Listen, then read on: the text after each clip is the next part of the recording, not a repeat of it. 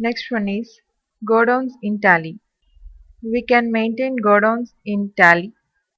Godowns is a place where the goods are stored like warehouse, rack or shelf or anything.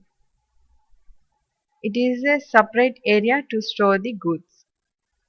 Here we can maintain stock items which are came into godowns and which are goes out from the godowns. We can create different types of godowns in a company. Here we can record the transaction in godown wise clearly that which product is sold and which product is bought into godown. We can include or exclude the stock optionally in godowns. For example, if we want to repair the product, then we can take it out. Or if we want to reprocess the product, then we can take it out. Like this, we can include or exclude the product from godowns. For this, we can use multiple godowns. Like cost centers, we maintain the transactions according to the cost centers and we can see report in cost center wise.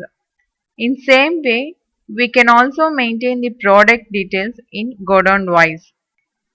But we have to mention the name of the godown particularly when the transaction is made for particular product. Every godown has a name so that we can easily identify which product is sold or purchased and from which godown.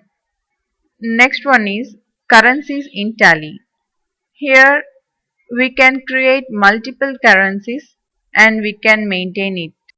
We can set currency symbols, formal name, decimal points and where we have to place currency symbol that is before or after the amount.